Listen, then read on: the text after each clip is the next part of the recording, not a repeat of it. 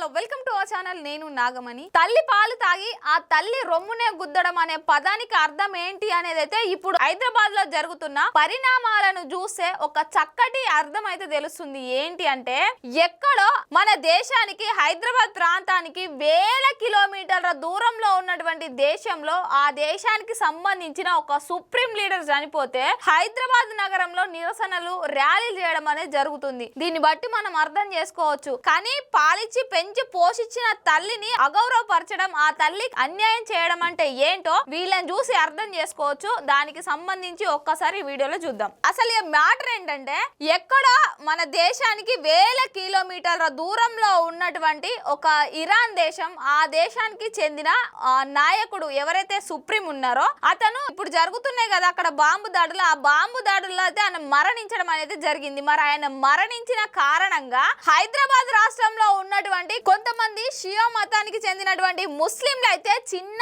పెద్ద ముసలి ముత్కా అనే తేడా లేకుండా వాళ్ళందరూ నిన్న ఉదయం నుంచి నిన్న రాత్రి వరకు తేడా లేకుండా ఇక్కడ హైదరాబాద్ లో నిరసనలు చేయడం, కొవ్వొత్తులు పట్టుకొని ర్యాలీ చేయడం అనేది జరిగింది. ఆ దేశానికి సంబంధించిన ఆ సుప్రీం లీడర్ చనిపోతే అక్కడి దేశం వాళ్ళు నార్మల్ గానే ఉన్నారు. ఇంకా మిగతా దేశాలలో ఉన్నటువంటి వాళ్ళు కూడా నార్మల్ గానే ఉన్నారు. కాకపోతే మన భారతదేశంలో కొన్ని ప్రాంతాలు ఉన్నాయి, జమ్మూ కాశ్మీర్ కావచ్చు, హైదరాబాద్ కావచ్చు, ఇంకా కొన్ని ప్లేస్లు అయితే ఉన్నాయి. ఆ ప్లేసులలో వీళ్ళు వాళ్ళ తరపున అతను మరణించిండు, అతడు హత్యకు గురైండు అని ఇక్కడ నిరసనలు తెలపడం, ర్యాలీలు చేయడం అది ఎంతవరకు కరెక్టో మరి వాళ్ళకే తెలవాలి. వాళ్ళు ర్యాలీలు చేస్తుర్రు, వాళ్ళు నిరసనలు చేస్తుర్రు, ర్యాలీలు చేస్తుర్రు అంటే అతని మీద ఉన్న అభిమానమా ఏదో తెలియదు. అంటే దానికి ఏదో ఒక రీజన్ ఉంటది, లేకపోతే ఆయన మీద అభిమానంగా వాళ్ళు చేస్తుర్రో ఏమో తెలియదు. కానీ వాళ్ళు నిరసనలు, వాళ్ళు ర్యాలీలు చేస్తే వీళ్ళు ఉన్నారు కదా ఎంఐఎం వాళ్ళు, కొంతమంది ఎమ్మెల్యేలు వాళ్ళకు సపోర్ట్ చేస్తున్నారు. వాళ్ళకు సపోర్ట్ చేసి నినాదాలు చేయడం అనేది జరుగుతుంది. అది ఎంతవరకు కరెక్టో ఒక్కసారి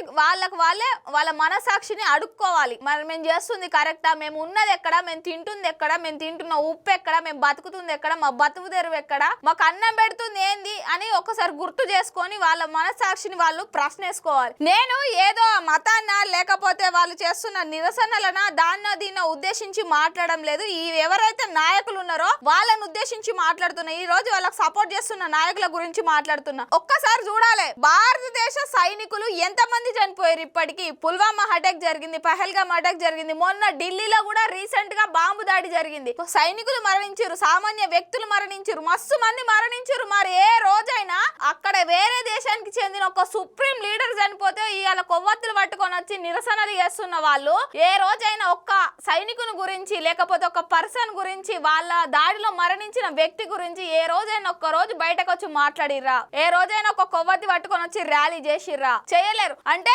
భారతదేశంలో ఉంటూ భారతదేశం తిండి తింటూ ఈ దేశాన్ని పైన దాడి చేసినప్పుడు ఏ ఒక్కరు కూడా రెస్పాండ్ కాలే. అట్లాంటిది ఈ రోజు అక్కడెక్కడో వేరే దేశంలో జరిగిన దాడులకు అక్కడ మరణిస్తే ఆయన గురించి ఇక్కడ వాళ్ళు నిరసనలు చేయడం అది ఎంతవరకు కరెక్టో, వాళ్లకు మళ్ళీ ఈ రాజకీయ నాయకులు సపోర్ట్ చేయడం ఎంతవరకు కరెక్టో ఇక వాళ్ళకే తెలాలి. మరి ఇదంతా ఓని పక్కన పెడితే హైదరాబాద్ లో ఒక రోడ్ కంట అతని పేరు ఉందంట. ఆ సుప్రీం లీడర్ ఎవరు కామేని అతని పేరు ఉందంట. అతనికట హైదరాబాద్ తోటి ఒక అనుబంధం ఉందట. ఇరాన్ కు మరియు హైదరాబాద్ కు ఒక స్నేహపూర్వక సంబంధాలు ఉన్నాయంట. ఆ సంబంధాలు, ఆ స్నేహ బంధం అంట ఇప్పుడు వీళ్ళకు గుర్తొస్తుందంట. ఆయన ఒక వీర మరణం పొందిండంట, ఒక మంచి వ్యక్తిని కోల్పోయిందంట. అతని పేరంట ఆ రోడ్కు ఉందంట. మరి భారతదేశంలో మరి తెలంగాణలో కూడా మస్తు మంది సమర యోధులు ఉన్నారు, స్వాతంత్ర సమర యోధులు ఉన్నారు, వీర మరణం పొందిన వ్యక్తులు ఉన్నారు. మరి వాళ్ళ పేర్లు కూడా ఉంటాయి కదా, వాళ్ళ పేర్లు ఏవి కనిపిస్తలేవు. మరి వాళ్ళ పేర్లు కూడా పెట్టొచ్చు కదా. లేదు ఇతని పేరు పెట్టిర్రంట. మరి ఆ పేరును కూడా ఇలా వార్తలలో తీసుకురావడం అనేది జరుగుతుంది. మరి మళ్ళీ మొన్న రేవంత్ రెడ్డి సార్ కూడా చెప్పారు విదేశాలకు చెందిన వాళ్ళ పేర్లు మరి భారతదేశంలో మరి తెలంగాణ రాష్ట్రంలో పెట్టుడు ఎంతవరకు కరెక్టో మరి రాజకీయ నాయకులకే తెలాలి. మొన్న ట్రంప్ రోడ్ అది దాన్ని పెట్టిండు కదా, మొన్న అమెరికా ట్రంప్ రోడ్ అయింది, ఇవాళ ఇరాన్ కు చెందినటువంటి కామేని రోడ్ అయిపోయింది. మరి ఆ కామేని రోడ్ ఏడికి వస్తుందో మరి అంత ఏడికి వస్తుందో మరి చూడాలి. 99% 100% తప్పు.